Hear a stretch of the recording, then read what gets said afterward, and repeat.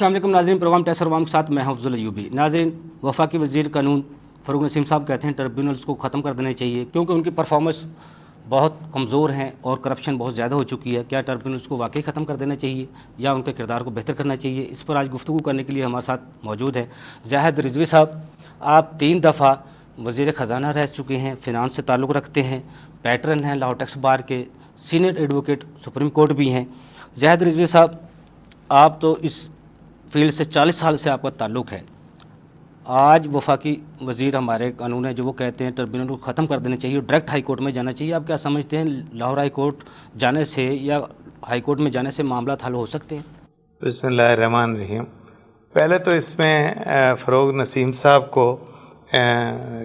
کی فیملی کو میں بہت پرانا جانتا ہوں، جی جی، کیونکہ ان کے والد صاحب بھی ٹیکس میں پریکٹس کرتے تھے اور کئی کیسز میں کراچی میں نے ان کو اسسٹ بھی کیا ہے۔ جی جی، تو یہ اگر وہ اپنے والد سے ڈسکس کر لیتے تو یہ بہتر تھا، کیونکہ اس میں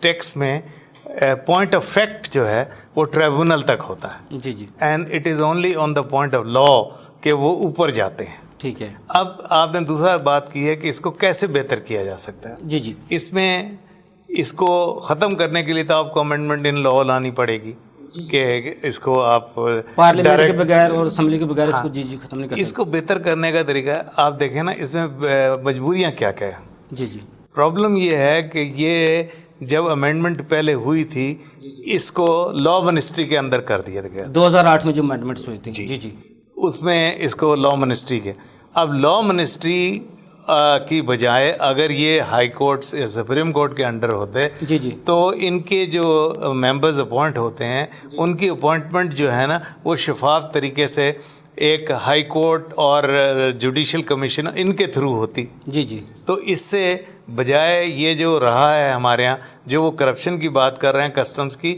میں لا منسٹر بھی تھا پچھلی میں اور آپ یقین مانیں مجھے پرسنل ایکسپیرینس ہے جی جی، کہ کسٹم سائڈ کو بہت ہی برا حال تھا۔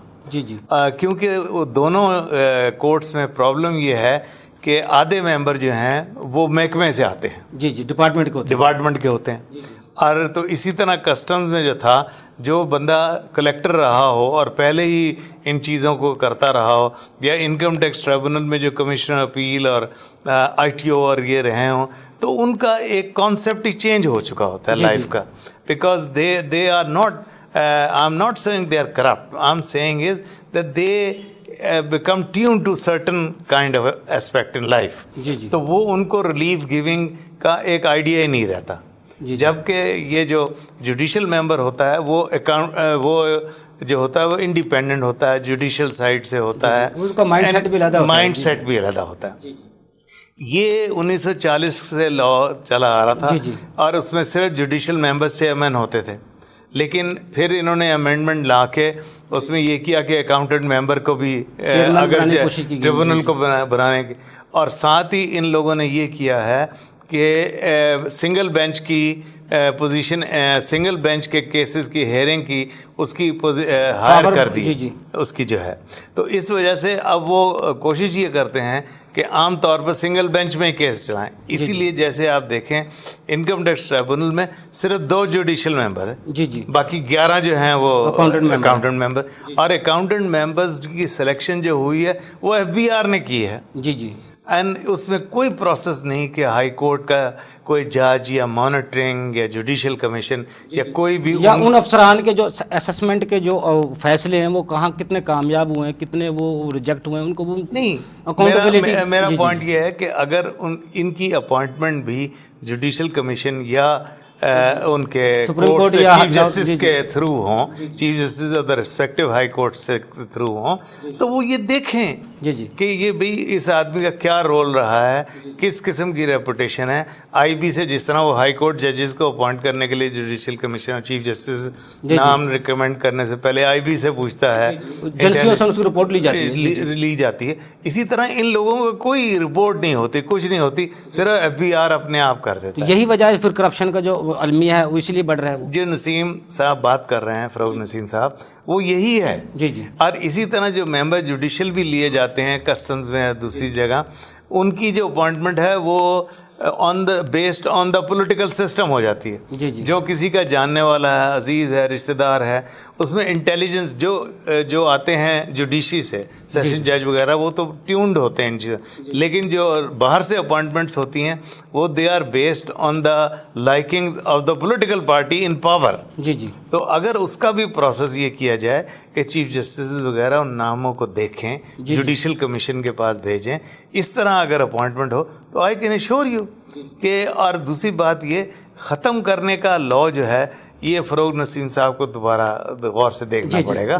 اس میں ویسے جیسا 50,000 سے ان لینڈ ریونیو میں بھی 50,000 سے زیادہ کیسز پینڈنگ ہیں, کسٹم میں بھی کیسز 50,000 سے زیادہ پینڈنگ ہیں, جوڈیشل ممبران نہ ہونے کی وجہ سے, تو پھر ان کو کس کے لیے کیا جا سکتا ہے؟ نہیں, جوڈیشل ممبران کی میں نے آپ کو کہا کہ اس کی امینڈمنٹ ان لا لانی پڑے گی.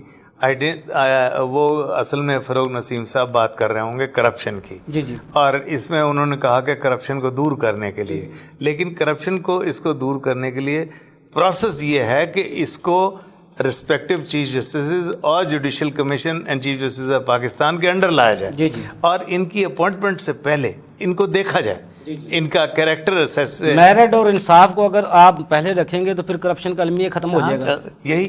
اور دیکھیں پریزنٹ گورنمنٹ جو ہے, پریزنٹ گورنمنٹ کا یہ کرائیٹیریا ہے کہ وہ ان چیزوں کو آگے لا رہی ہے. جی جی. تو اس وقت موقع ہے فروغ نسیم صاحب سے, جو ان کی فیملی کا بیک گراؤنڈ ہے اس لحاظ سے یہ اللہ نے ان کو موقع دیا ہے کہ پرائم منسٹر صاحب سے مل کے اس کو امپروو کریں. سر اس میں ٹریبیونل کو ویسے ہم کردار کو کس طرح بہتر بنا سکتے ہیں؟ ٹریبونل کا کردار کے لیے یہی جو میں نے آپ کو کہا کہ پہلے جو ٹریبونل میں اپوائنٹ ہوں ان کا ایک پروسیس ہونا چاہیے, چاہے وہ ممبر اکاؤنٹنٹ ممبرز ہوں یا جوڈیشل ممبر ہوں, دونوں کا. جی وہ چیف جسٹس کے صاحب کے ذریعے آنے چاہیے, اور انٹیلیجنس رپورٹس لینی چاہیے جو خاص کر انکم ٹیکس سائڈ سے ججز کی تعیناتی اور کسٹم سائڈ سے آ رہے ہوتے ہیں. جی جی. اور اس پروسیس میں وہ جو سروس میں آ رہے ہوتے ہیں وہ تو یوں ہی اپوائنٹ ہو جاتے ہیں.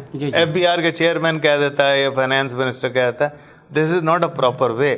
جوڈیشل فورم کے لیے یہ ضروری ہے جی جی کہ جو people who are deciding the fate, جی جی, they should know the law and they should not have any personal prejudices. ٹھیک ہے. جیسا آپ آج ہم پروگرام میں آج آپ سے مستفید ہونے کی کوشش کریں گے. ہمارے ناظرین کو یہ بتائیے گا جو موجودہ حالات ہیں اور معاشی استحکام لانے کے لیے حکومت کو کیا کرنا چاہیے. کنسٹرکشن انڈسٹری پر بھی ایک منسٹری آ گئی ہے, آپ بادی نظر میں کیا دیکھ رہے ہیں؟ دیکھیے میں کریڈٹ دیتا ہوں اس گورنمنٹ کو کہ یہ ایٹ لیسٹ ایفرٹ کر رہی ہے, اور اس میں یہ جس طرح یہ اب جو لائے ہیں کنسٹرکشن کے لیے, اس کے لیے یہ بہت اچھا اقدام ہے. اس سے یہ ہے کہ ایک تو روزگار بڑھے گا. جی جی. لیکن آپ یہ لوگ, یہ جو پولیٹیکل لوگ ہیں, یہ پی ٹی آئی کیونکہ پہلی باری گورنمنٹ میں آئی ہے, ان کو یہ نہیں پتا کہ وہاں پر جو دوسرے یہ جو امپلیمنٹیشن سٹیج پہ لوگ بیٹھے ہوئے ہیں یہ وہی ہیں جو 29 سالوں کی پیداوار ہیں. جی جی. تو اسی لیے جس طرح نیب میں بھی اپوائنٹمنٹس جو ہیں وہ نواز شریف کے زمانے کی ہوئی ہوئی ہیں. جی جی. اور ایسے لوگ وہاں اپوائنٹڈ ہیں جن کا وائٹ کالر کرائم کا کوئی نالج ہی نہیں ہے. تو وہ اس قسم کے, اب جس طرح ہاؤسنگ جو اپرووڈ ہاؤسنگ ہے, اگر اس کی کوئی ایکسٹینشن کا میٹر ہے تو وہ دیکھ لیں. لیکن اس کا نام کیا, یہ جو چیزیں شروع ہو رہی اس سے وہ جو گورنمنٹ کی انٹینشن ہے اس کو وہی پرانے 30 سال کے امپلائیز جو ہیں آگے نہیں بڑھنے دیں گے, اور اس کو گورنمنٹ کو دیکھنا چاہیے.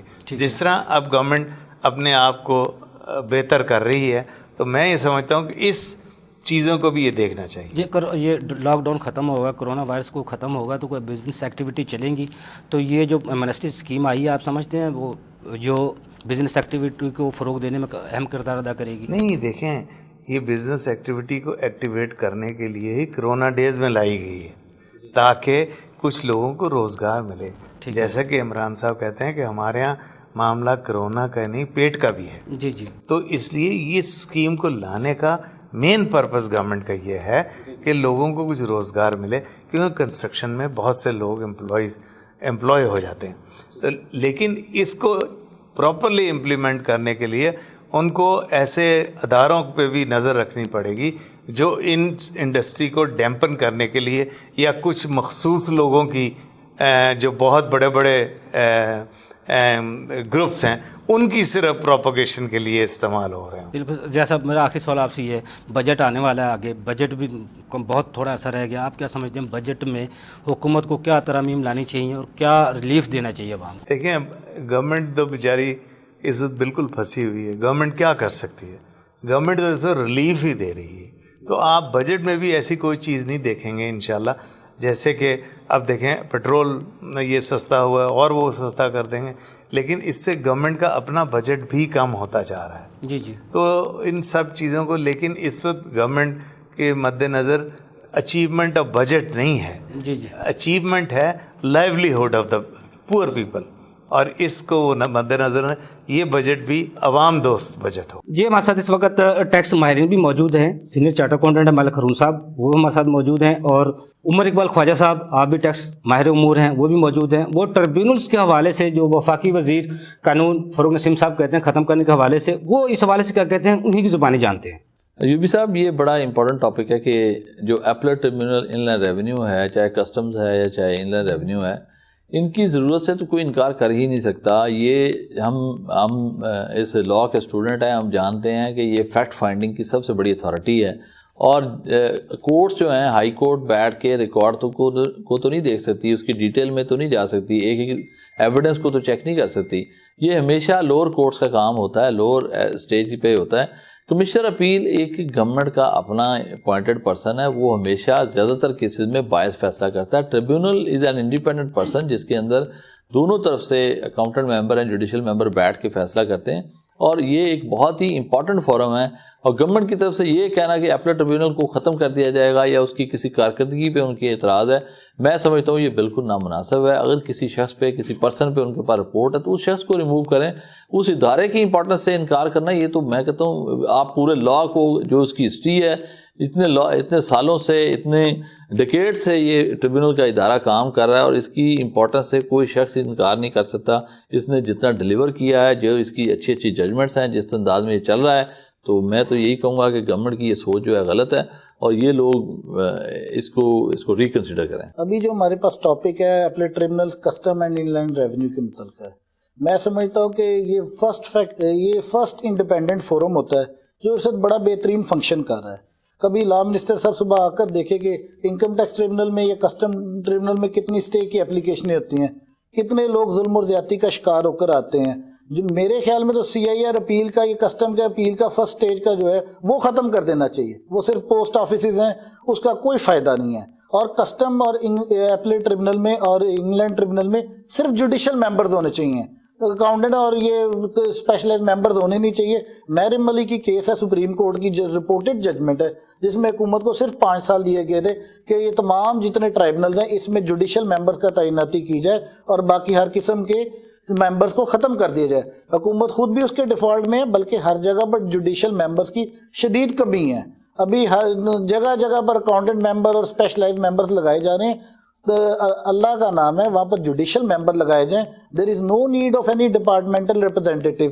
It is the only and the first independent forum which should be working, جہاں پر لوگوں کی داد رسی ہوتی ہے. فیکٹ فائنڈنگ کے لیے آخری فورم ہے، اس کی تو سخت ضرورت ہے، اس کی تو کیپیسٹی بڑھانے کی ضرورت ہے تاکہ وہاں پر پینڈنسی بھی ختم ہو سکے. صاحب آپ کو بہت شکریہ، آپ نے ہمیں ٹائم دیا. جی ناظرین، زاہد رضیف صاحب کی آپ نے گفتگو سنی ٹربیونلز کے حوالے سے اور معاشی حالات کے حوالے سے. اگلے پروگرام تک کے لیے افضل ایوبی کو اجازت دیجیے. اللہ حافظ.